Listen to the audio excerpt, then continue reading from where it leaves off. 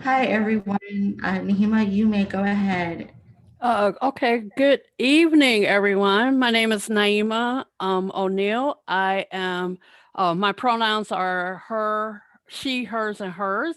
I will be your moderator for this evening. I am excited and honored to welcome you to the session on women sharing experience around HIV criminalization and Nahima, disclosure. this is Ale, one of the interpreters. I'm wondering if we could make some space to talk about how we're going to access interpretation before we Sure. start. No, I apologize. go ahead. Yes, Thank we you have so much.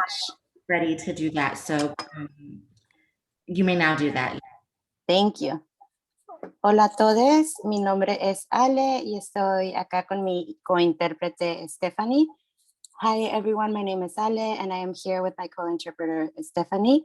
I'm going to give the message about how to access interpretation first in Spanish and then in English. Voy a dar el mensaje de cómo acceder a la interpretación primero en español y después en inglés. Entonces, como hemos mencionado, la sesión de hoy tendrá interpretación y los presentadores nos pueden ayudar hablando a un ritmo moderado, en voz alta y claramente. Para los participantes, por favor, no sufran en silencio si la interpretación no está funcionando o están teniendo otras dificultades técnicas, déjenos saber en el chat para poder asistirles. En un momento se encenderá, la interpretación ya debe estar encendida y en lo que deje de dar este mensaje vamos a activarla, pero van a ver un globo en la parte inferior derecha de su pantalla. Le van a dar clic en ese globo y van a elegir el idioma en el que les gustaría participar y escuchar durante esta sesión. Si nos acompaña a través de un teléfono inteligente o una tablet, no van a ver el globo, van a ver 3 puntitos, le dan clic a esos 3 puntitos y los va a desplazar a un mensaje que dice interpretación de idiomas y después de ahí va a seleccionar el idioma en el que les gustaría participar y escuchar durante esta sesión y después hay que asegurarnos de darle clic en done o finalizado. Now I will give the prompts in English. So for all participants, for presenters today, we ask you kindly to speak at a moderate pace, loudly and clearly so that we can honor your voice. For all participants, please don't suffer in silence. If the interpretation is not working or you're having other technical difficulties, please let us know in the chat and we can support you. So in a moment, you'll see the Zoom interpretation will be turned on and you'll see a globe on the lower part of your screen with a message about interpretation. You're going to click on the globe and select the language that you'd like to listen to and participate during the session. If you're joining us through a smartphone or tablet, you can click on the 3 dots on the bottom right-hand side of your screen, select language interpretation, and then choose the language you'd like to listen to and participate. And there's an extra step here. You have to click on done, and then you should be all set. And then interpretation should be good to go, and you can have the mic back. Thank you so much. Again, welcome. This session is entitled Women Sharing Experiences Around HIV Criminalization and Disclosure. We have 2 dynamic speakers, which I am going to allow them to introduce themselves. If you have a comment or a question, please place it in the chat, and we will try to get to as many of your questions that you have. So I would like to turn it over now to Ms. Antoinette Jones.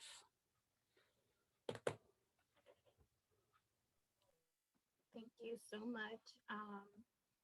If someone can let me know if they see the slides, that'll be great. We see them. Okay, awesome. So hi, everybody. Thank you for joining us today. Welcome to Women Sharing Experiences Around HIV Disclosure and Criminalization. This is more of a conversational webinar or teach back for all of us. So we would love for you to communicate throughout the chat box as we ask some questions to hear some of your experiences around these issues. So my name is Antoinette Jones. I'm an HIV peer specialist and advocate. I'm 26 years old and I live in Atlanta, Georgia, but I'm from New York and Virginia. And I am someone who perinatally or vertically was diagnosed with HIV. So I've been living with HIV for the past 26 years.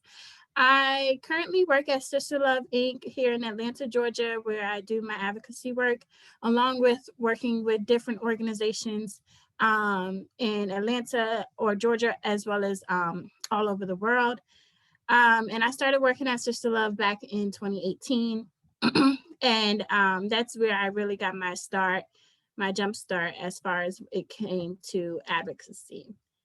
And then I'm going to allow my co-facilitator, Dorinthia, to introduce herself. Hello, guys. Like she said, thank you for joining. So I'm Dorinthia. I am 29 years young. I've been in advocacy since 2018, and it came from YHBA, where we did criminalization laws, and it went from there. I currently work for Emory University as a clinical research interviewer. I own a nonprofit. I do music. I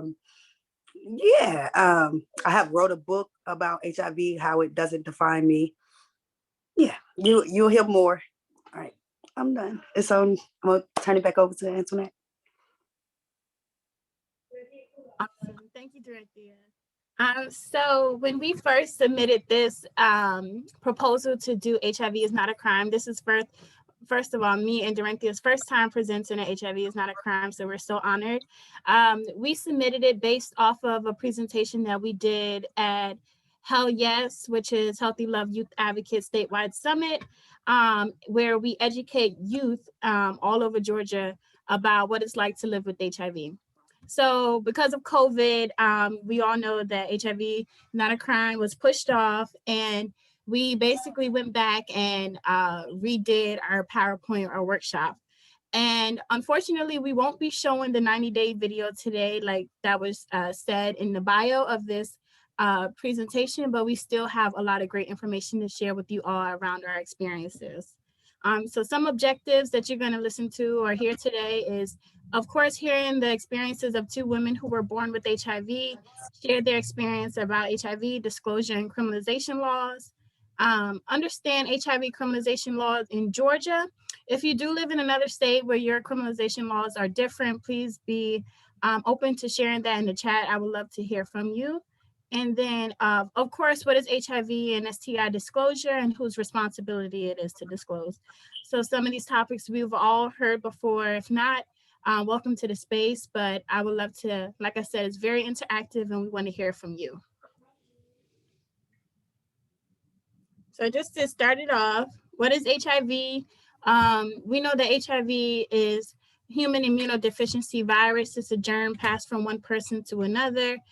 It just means our immune system is a little weaker than anybody else.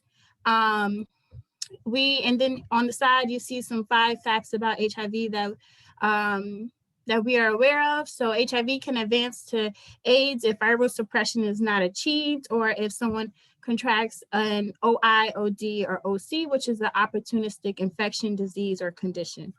Some bodily fluids that transmit HIV is blood, semen, pre-cum vaginal secretion, and breast milk.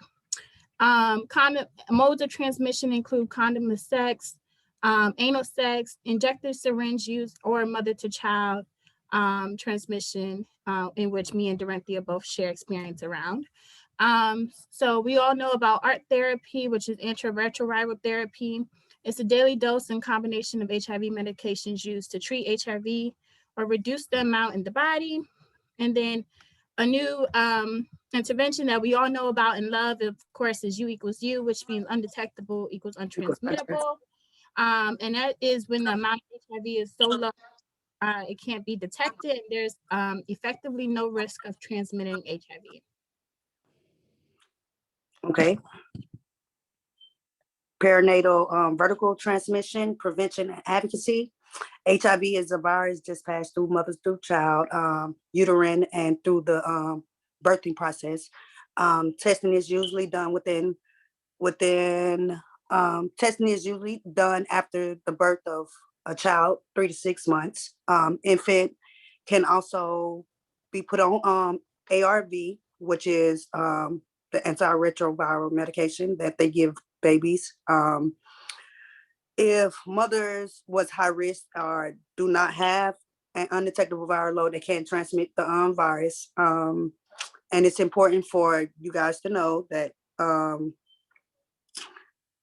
people living with HIV receive undetectable viral load prevents the likelihood of passing through childbirth. So as a mother of 3, I did not transmit the virus. I personally went through a process of having my child take medication the first 6 weeks of their lives, just so the virus would not transmit. They were getting tested up until 18 months, and all of them turned out negative. So yeah, there's 0 risk of transmission long as I'm undetectable, and that's how I remain undetectable throughout my whole pregnancies. And I have an 11, an 8, and a 5-year-old. So yeah.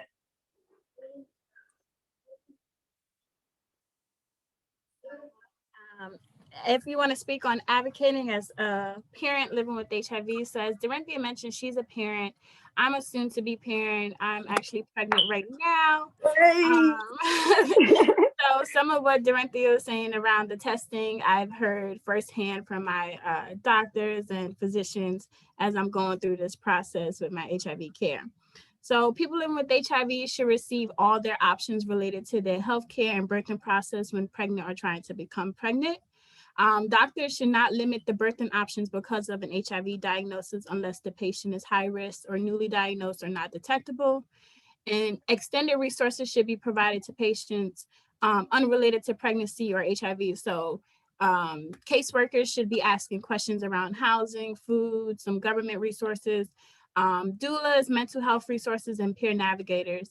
I was just telling Dorinthia some of my experiences while going through my OBGYN care and how I kind of feel like, my care providers aren't too fond of me because I know a little bit too much about HIV. So when they try to coerce me or convince me that I should be doing one thing, such as like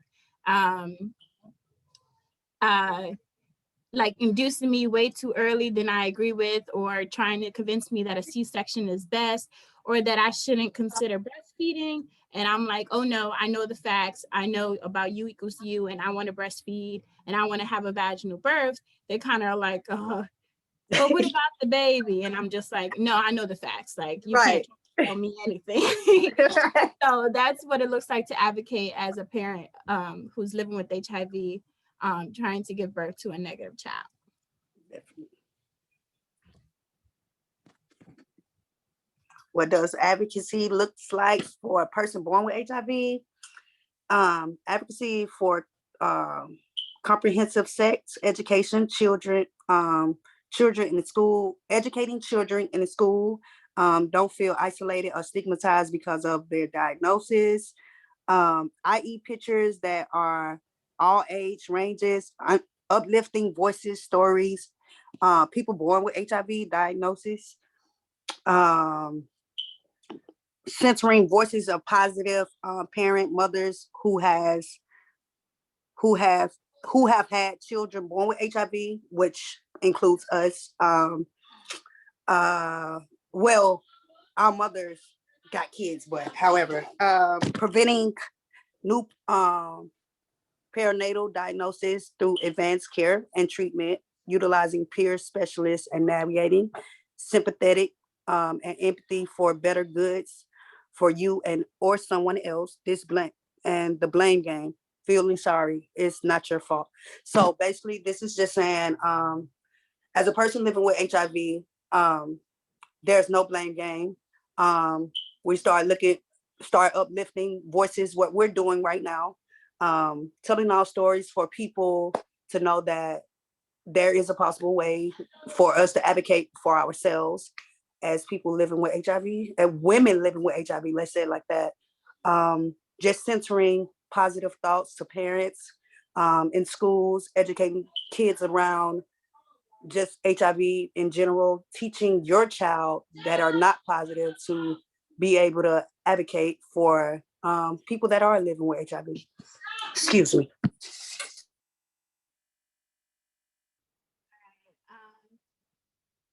So one thing that we definitely experience as people who have been living with the HIV virus for so long is the burnout effect. And the burnout happens when a person has been living with HIV for so long that they get drained by doctor's appointment, medication, and a constant reminder of living with HIV. And you want to be mindful that the burnout can cause people living with HIV to fall out of care, not maintain an undetectable viral load, and neglect their diagnosis. And this is why I advocate for the importance of finding a care provider who understands you wholeheartedly and is not just there to prescribe you medicines, tell you about your numbers, and then see you on your way, but someone who actually cares and understands your story and your history with HIV. Is very important, because then it feels like, okay, this is an actual relationship. This is something that I want to come back to, and I'm not going to get drained by. Right. Long-term survivors. I think you should address this one because you had a good point on yesterday. I was like, that is really good. Okay. So not many people know that me and Dorinthia are long-term survivors. It took a while for us to advocate for the fact that 26 years and 29 years young is a long time to be advocating for or living with HIV. And we should be labeled or categorized as people who are long-term survivors. So long-term survivor is someone who has experienced a prolonged survival of the HIV infection. We were both born in the 90s, right? And we have experience of going through taking a whole bunch of medications and seeing the change and going to taking one medicine. So we have experienced what HIV looked like for a long time. So this includes a full spectrum of untreated HIV, asymptomatic HIV, stage 2 HIV, and successfully treated HIV. Me and Dorinthia both have stories and experiences that we can touch on and that we can share about being in and out the hospital, being on bad meds, good meds, what worked for us, what didn't work. And that is why we consider ourselves long-term survivors. And that's why I said here, perinatal people living with HIV usually are not acknowledged. When you go to these conferences, right when I got started with advocacy, I will go to conferences and I will see something on the agenda that said long-term survivor. And then I would enter the space and it'll be everybody is over the age of 50. And I was like, hold on. And they would ask or answer questions around what the HIV is doing to their bodies, medication after 50, issues after 50 while living with HIV, but they could never answer a question that I had around, well, what is it doing to my body? And I'm in my 20s. So that's why we had to start advocating for people to understand that we need research and resources for people who are long-term survivors, but who are still very young, because there's a large number of us out of there who are under 30 who have been living with HIV for 30 years. Right, exactly. But one thing I want to mention is, of course, anyone can define themselves as a long-term survivor. I don't want to put a 15 to 20 year age limit on it, because there are people who have experience where they grew up or had firsthand experience of the HIV AIDS pandemic, epidemic, and then they were diagnosed later in life, but they still have that experience of a family member or a sister or brother who was living with HIV. So those are also long-term survivors. Newly diagnosed. Someone newly diagnosed with HIV was likely diagnosed within the last 5 years. People who are newly diagnosed usually experience a wide variety of symptoms, side effects related to health, mental state, isolation, fear, or being just overwhelmed. Some newly diagnosed is also considered a person who is just finding out about their HIV status. or understanding their HIV diagnosis fully. So me and Antoinette had a conversation, and me working at a clinical research interview, I have a new client which recently got diagnosed within the last few months. And I can tell that she she didn't know where she got it from, but she did have like all this anxiety within her head, her mental. I could tell her mental was like, oh, I really like don't know where I got it from. It's my fault. Sometimes I feel like that we as individuals blame ourselves. Yes, I mean we have parts in it, but don't blame ourselves for HIV because nobody asked to have HIV. Newly diagnosed for myself. At the age of 16, I found out completely about HIV. I didn't understand why my parents would always tell me like, HIV, don't say HIV, because HIV back in the 90s was like really stigmatized. Like you couldn't even say the word, you're just sick. And over the time, I'm just like, what is HIV? What is HIV?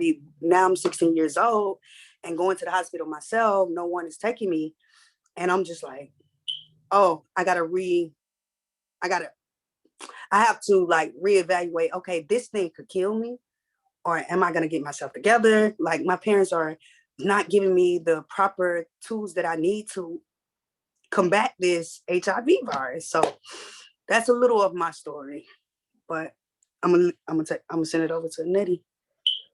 Yeah, and I agree. I was sharing with Dorinthia that, you know, although we are long-term survivors, we've had to experience being diagnosed at different times in our life, which many of people living with HIV have. You know, there comes a point where you have to like accept your HIV diagnosis, and I feel like that's another form of being diagnosed again, because you can get your diagnosis or be told about your diagnosis and then, you know, go so long without accepting it, without acknowledging it, and then finally you meet your community and it's like, oh, this is something I can actually accept, and that is another form of a newly diagnosed.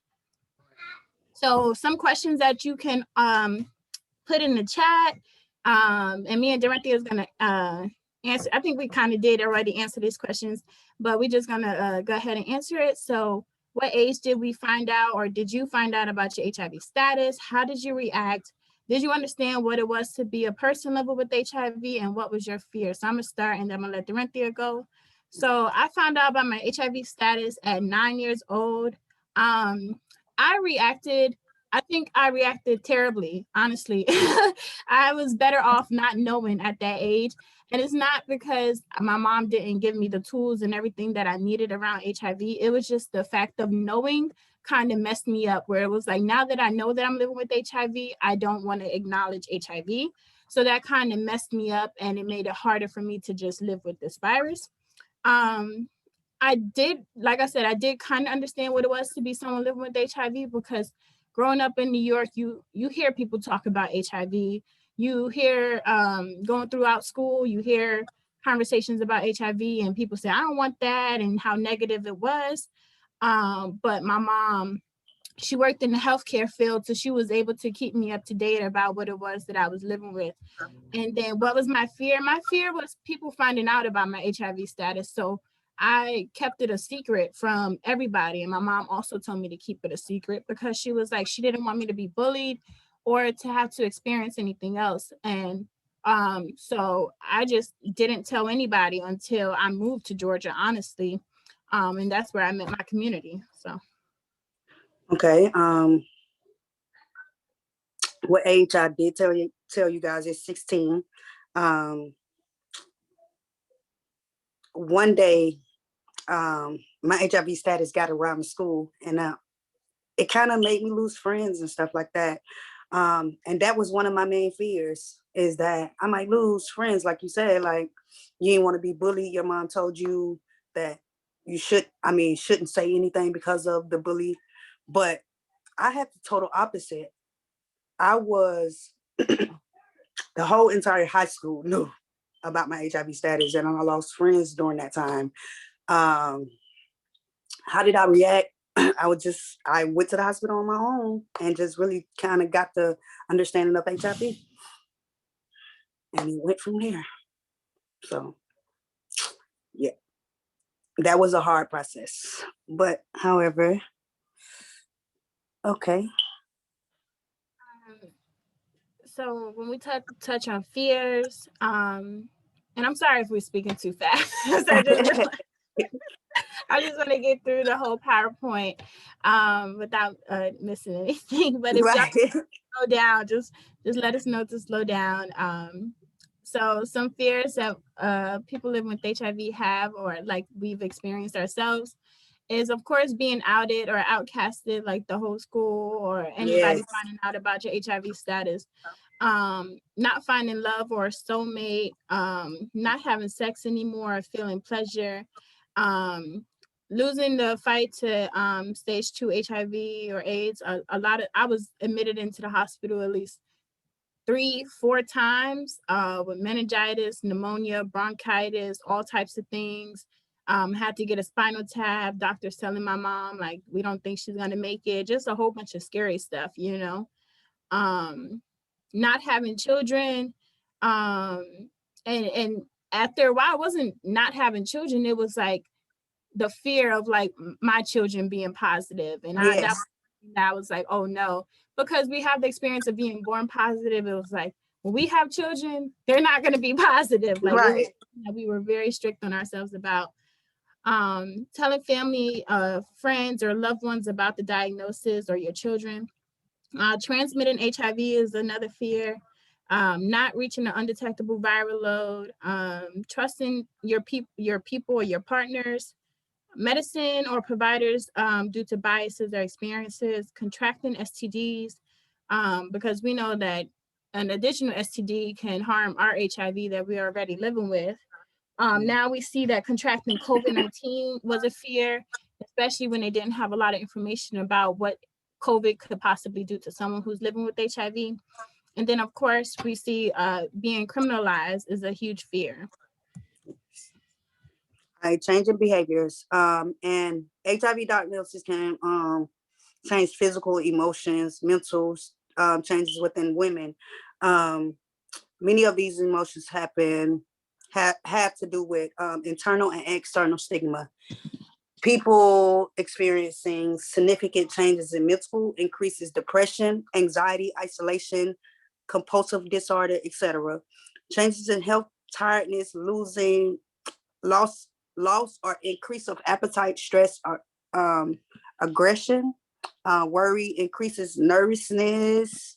I'm sorry, guys. Nervousness and self-esteem, and alcoholism and drugs.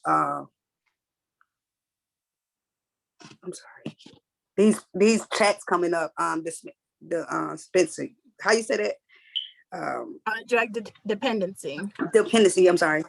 Okay, so listen, we was talking about this the other day. Once I found out, just at the age of 16, I started drinking alcohol like crazy, because it was like a suppressing mechanism for me, like just to numb the pain of HIV.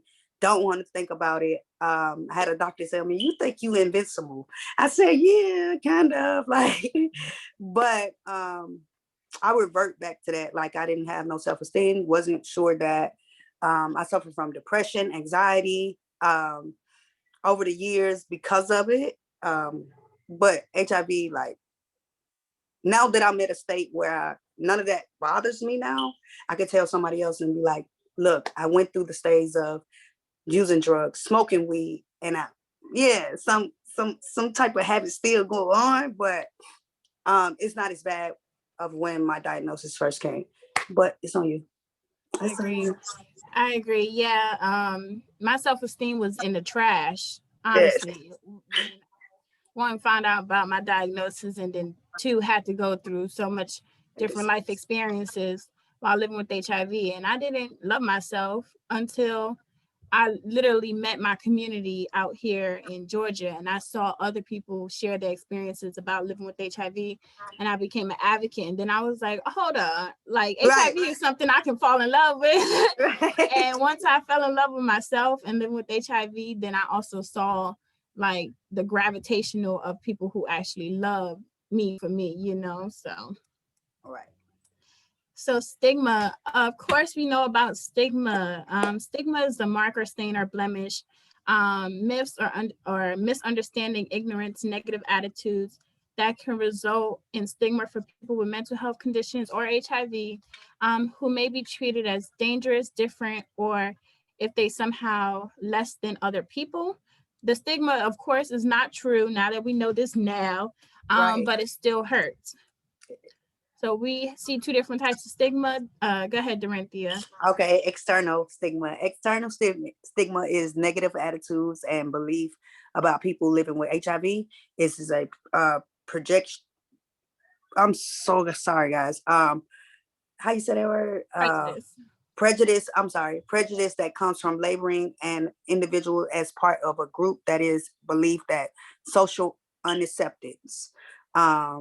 Believing that one certain groups of people can get HIV, making moral judgments about people who take steps preventing HIV transmission, feels that people deserve to get HIV because of their choices.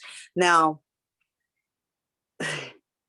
once again, we're going to go back to just, there is a choice that we all make. We all have a choice, but no one asks for HIV. Like, just an internal thing. People believe that because of the choices we make, we're all subjected to having HIV, especially if we're sexually active. I'm gonna let her go ahead and do internal. I'm sorry. Go ahead. Yeah, so it's basically the opposite of what Dorinthia just said. So it's when people living with HIV often internalize the stigma that we experience from what we experience based on other people or a negative self-image. So Definitely. if we hear people talking about, oh, you got that stuff, or don't come next to me, you dirty, all types of stuff that we've probably heard in the past, then we start to basically think that about ourselves. So, you know, if our community is saying like, HIV is dirty, I don't want that, that's nasty. So we're gonna think that we're dirty and we're nasty and it's nasty to live with HIV. So of course, you know, my internalized stigma comes from being in school, in middle school, high school, going through sex ed, and hearing classmates make jokes and slander about HIV or people living with HIV, especially those teachers who would show like the picture of people dying on their deathbeds and have this negative picture of what HIV or AIDS look like, and then people be like, oh, I don't want to get that, but I was like the one person in the class who was already living with it. So exactly right. that causes internalized stigma. How to come back. So we're gonna how we combat internal, external, all types of stigma. This is just a quote from Michael Sedebli. Sorry if I pronounced that wrong, from UNAIDS. And it says, whenever AIDS has won, stigma, shame, distrust, discrimination, and apathy was on its side. Every time AIDS has been defeated, it's been because of trust, openness, dialogue between individuals and communities, family support, human solidarity, and human perseverance to find new paths and solutions. So that basically tells us that when we live in shame or stigma or hate towards what it is that we're living with, then of course, AIDS has already won. Like, we already lost the fight, we already lost the battle.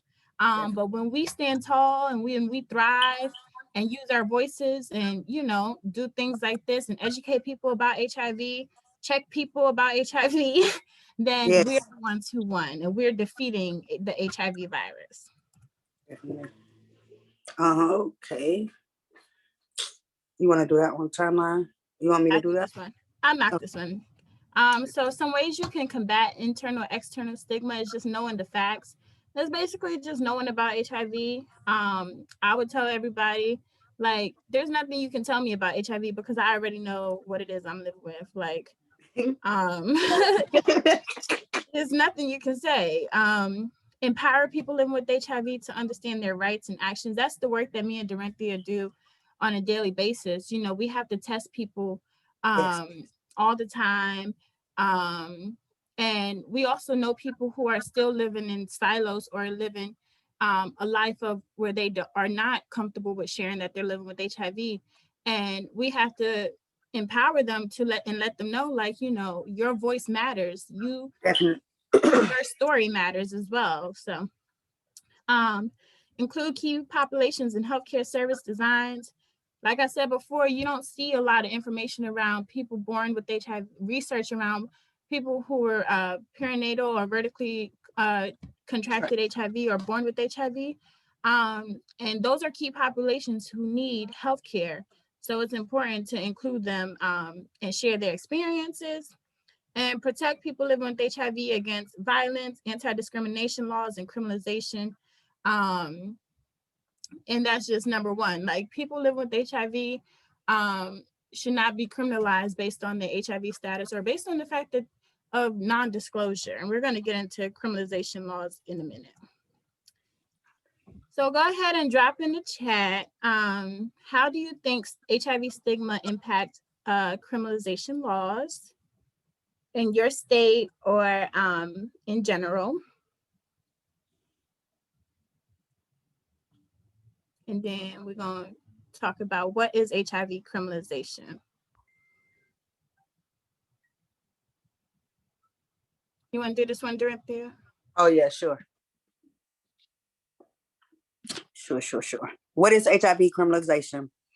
HIV criminalization refers to the relentless on a person positive HIV status as a foundation of criminalization, otherwise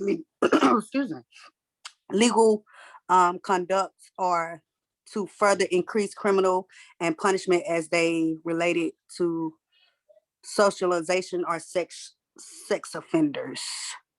The law was created as a response to American HIV outbreak starting in 1981 and has remained interact and virtually unchanged despite 3 decades of new,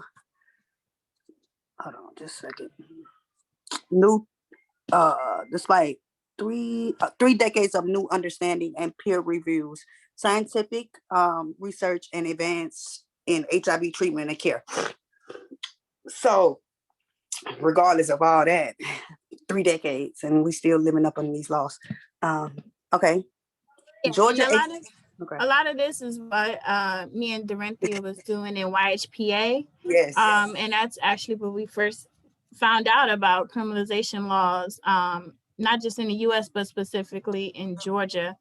And we were both like in shock, you know, because although we aged with HIV, living with HIV, we had to learn about science around HIV and what it was doing to our body.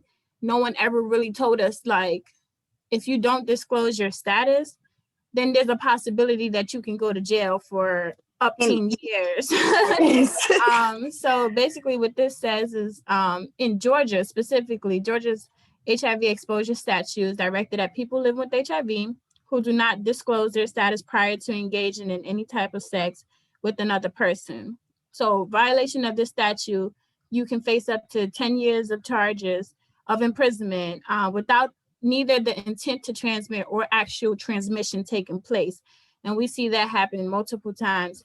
In the state of Georgia, disclosure of status is the only possible defense to HIV-related criminalization, but it's difficult to prove. So that's like saying that, it's your word against theirs. You can say, right, I did disclose, and they can say, no, you didn't, even though you know darn well that you did disclose to that person. And then like a viral load or any use of safer sex material. So even if you use condoms, even if your viral load is suppressed, it's not considered as acceptable defenses against this law. Definitely. My disclosure, the action of making new and secret information.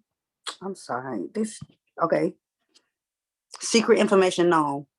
How we share, what we share, and when we share is all determined by our relationship we have with others and ourselves. Understanding disclosure requires us to be vulnerable, very, very vulnerable, very vulnerable. Sometimes we go through, I know me living with HIV, I had to disclose to somebody, and that was kind of hard. Even though I'm public with my status, this person didn't actually know me. So it's very challenging to disclose to a new person. So we're going to get into more of that though. Another drop in the chat if you like. What are some strategies a person living with HIV can use to share their status with others? It's very hard, like Dorinthia said. My mom, like I said, taught me to keep my HIV a secret. She never taught me how to disclose. Like I said, she gave me all the scientific information I needed to know. HIV can be transmitted this way, that way. Make sure you use condoms. But no one at the time ever sat down with me and was like, let's practice some tools on disclosure and what to say when you're in those intimate conversations or when you're talking to your partner. So we want to ask you, what are some strategies or tips you have for people living with HIV, especially young people, especially people who are natally diagnosed, and how to have these conversations with others about their status. My tip is I like to ask pressing questions. I like to be like, oh, so what you know about HIV? When was the last time you was tested? You know, but I know that now from being in this field. Exactly. Want me to do this one? Yeah, definitely. You can. So some factors that, and go ahead and drop that in the chat, some tips that you all have. So some factors to consider when that impact disclosure, just want to check and make sure we're on time, is personality. So if someone is extroverted or introverted, that definitely matters. I'm more so introverted. That's how I was raised. I'm not the type of person to go out and share my HIV status. It took a long time for me to get to this point. Yes. I'm more so shy. And I feel like a lot of women who are living with HIV are very introverted about their status versus the community of MSM that we see, where there's a large community, a large backbone of them, and they're more so extroverted about their status. You see them on billboards and on ads and on all different types of things, so that it draws the line and makes it a little different. Your mood definitely impacts how you disclose.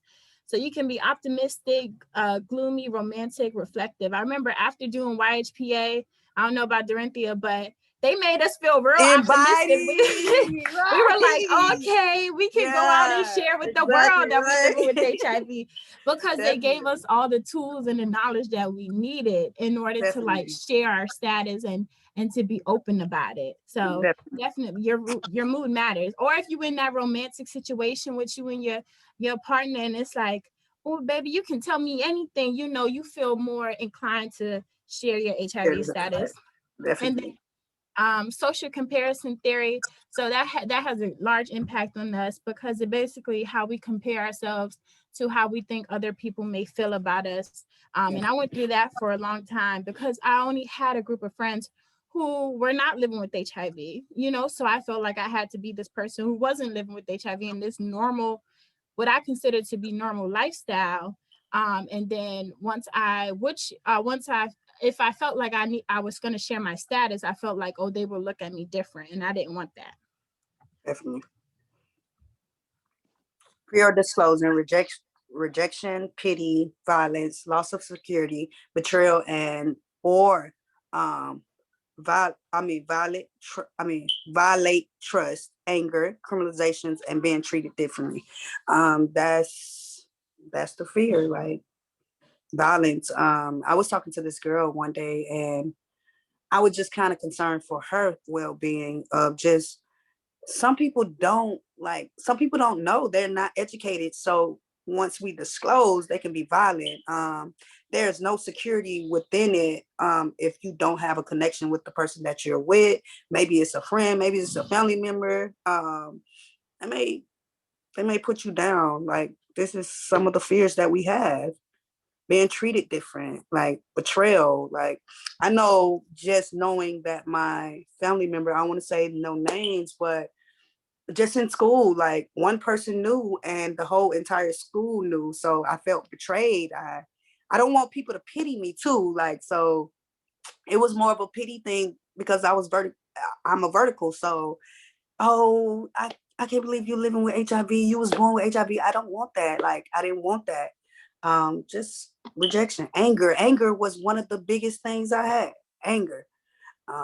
But turn it I over had to anger you. too. Yeah, I had Yes. anger with myself, and then I had anger with towards my biological mom, even though I know that, you know, once again, it wasn't her choice. It wasn't a decision that she wanted to make. It's not like she wanted to pass HIV on to me, you know. Definitely. So, and I had to get over that anger in order to really accept my HIV diagnosis. Definitely.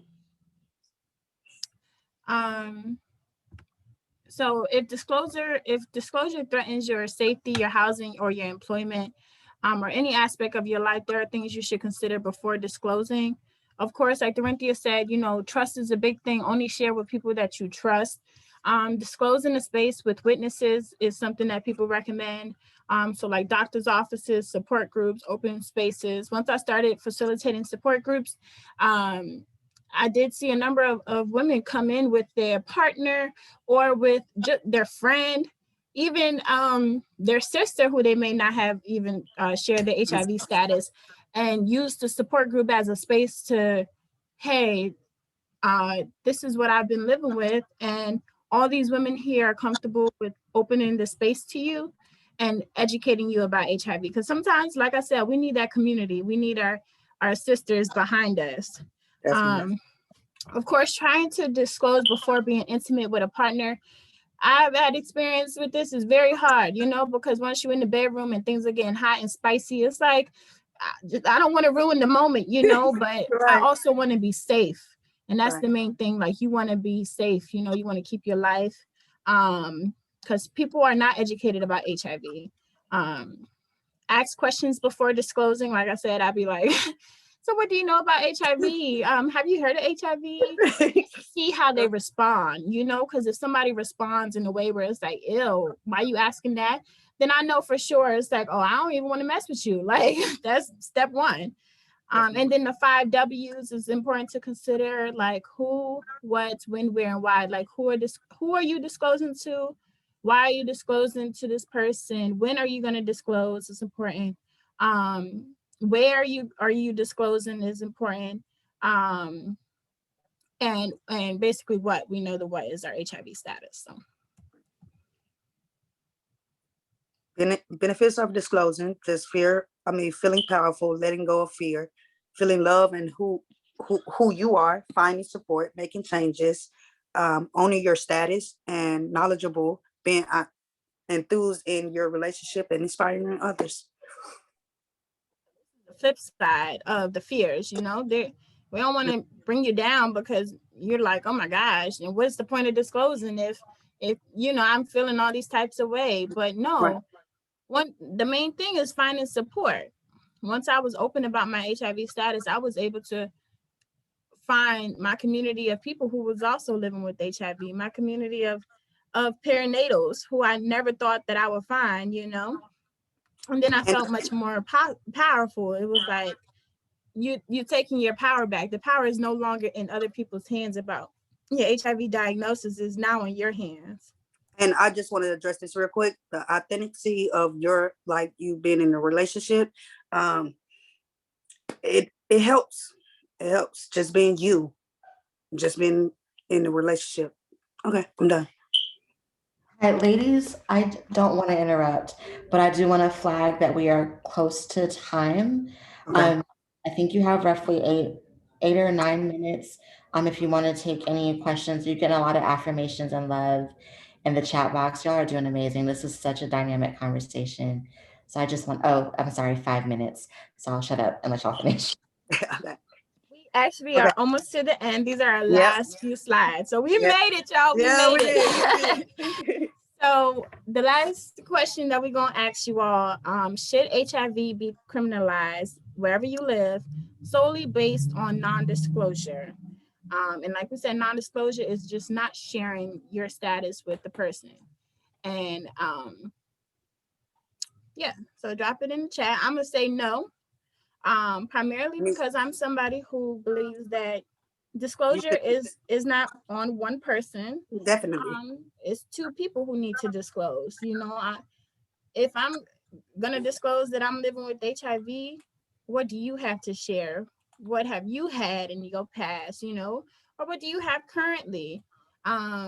you got bills, you got debt, like, you know. Right. But no, for real, disclosure is not on one party. So I don't believe that it should be the person who's living with HIV sole responsibility to disclose. The other person should also be saying or asking these questions like, hey, have you been tested before? What are you living with? You know, because we all are living with something. Definitely.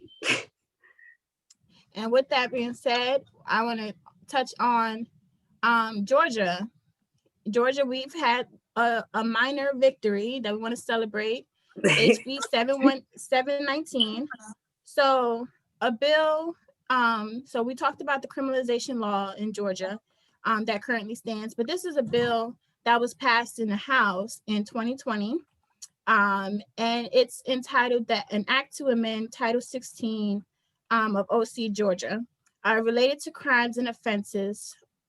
So as it provides for the modernization of HIV-related laws to align with science, which we've been advocating for, to ensure that the laws and policies support current understanding of best public health practices for preventing and treating HIV, scientific evidence about routes of transmission, so that's being accurate about how HIV is transmitted, including like U equals U. So if I'm undetectable, then clearly I have no risk of transmission. And public health goals and promoting HIV prevention and treatment to provide for related matters and to repel conflicting laws for other purposes. So this bill also defines what intent to transmit entails. So like I said, if someone is undetectable, has been taking their medicine for up to years, up to months, and has a goal or is undetectable, then clearly they have no intent to transmit the virus to somebody else. They may be taking their medicine and just not comfortable with sharing that they're living with HIV yet, you know? Exactly. This bill also reduces the sentence from 10 years to 5 years. So that's a felony to a misdemeanor, which should be done, you know? Honestly, it shouldn't be that many years, period. But right, exactly. But this bill main focus is to change the language around what the law that currently stands in place. And I think we have like a link if you want to further look into this bill. And then it's important to understand that although this bill was passed in the House in March of 2020, because of the shuffle on Pandora, the pandemic that we see, we had to still get this bill passed in the Senate, and then of course the governor must sign this bill to enact it into law.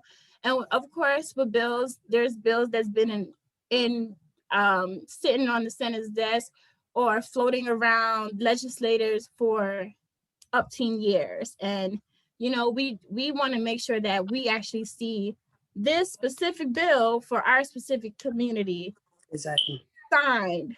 Exactly. Maybe not by Governor Kemp, but by a better governor than him. So Dorothy, what are some things that we need to do in order to make sure we keep people talking about this bill and we get this thing passed? So you guys that's tuning in today, we need to push this in the community that you are in. Like, wake up the neighborhood. Like, this needs to be pushed throughout the Senate, whatever you got to do. Like, we got to push it together. All of us women need to come together. Men need to come together, and let's push this, because we can't combat HIV until like we start pushing this within these states. So yeah, that's my advice. Okay.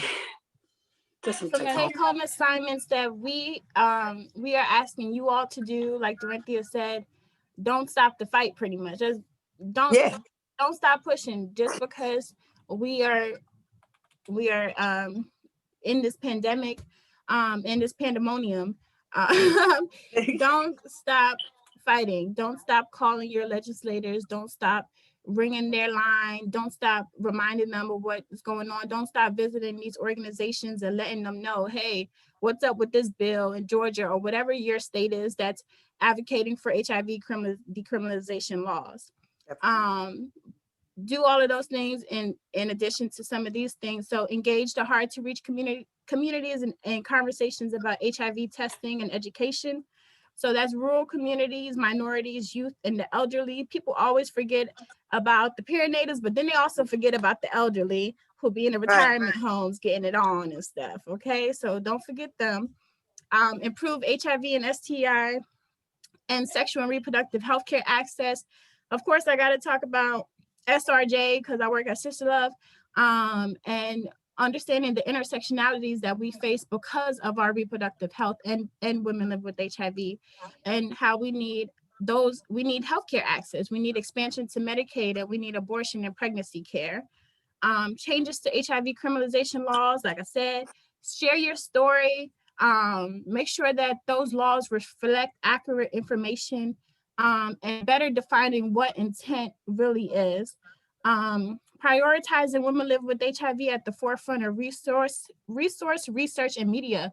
We're tired of not seeing women, Black women living with HIV, not getting the research that they deserve, being told that, oh, we don't know if this medicine is going to work for you, or if it's, or we don't know what it is doing to you. You know, we need more women in research. Hey, changing language around HIV to combat stigma and reflect science, and prioritize people living with HIV by highlighting their stories and experiences and paying them for their time. you guys, I hate to interrupt. We are at time. You guys, this was such a dynamic session. I really learned a lot, and I hope that people, I didn't see any questions that was in the chat box. I saw a lot of accolades, and you all did an excellent presentation. And so that was what was in the chat. I know this is probably a conversation that could go on forever. But I'd like to thank you all for such a great presentation. I consider myself an old head, and I really learned a lot today. So I don't know how, but we'll do those snaps like they do when you do a thing. So you guys, thank you again very much for this session. It was very powerful. Yeah, really quick. We can't play the video because of course we're out of time, but I do want you all to go on YouTube and search Dorinthia's name and Dorinthia Johnson, or Unique. No, it's Johnson. Unique Johnson. Yeah. Johnson. You can even use this YouTube link, which we can post in the chat. So don't leave so quickly, but go ahead and, you know, of course, listen to this video. It's a very inspiring song that you wrote and produced and everything about her resilience and how she basically overcame her adversity. So please go ahead and support your girl, Dorinthia. I'm so mad we this video, but she is showing basically what it looks like to advocate and live positive, and using her voice to inspire. And then of course, if you all want to contact us, here's our information. You can just screenshot this page. So can you all also add this to the Hoover platform? So if people want to go onto that site before the conference is over with, and maybe look at the YouTube video, or also your information, I think, should be placed on the Hoover platform so that people throughout the conference can reach out to you. The staff at the conference will have all presenter links that are emailed to them presented on Hoover. And then also once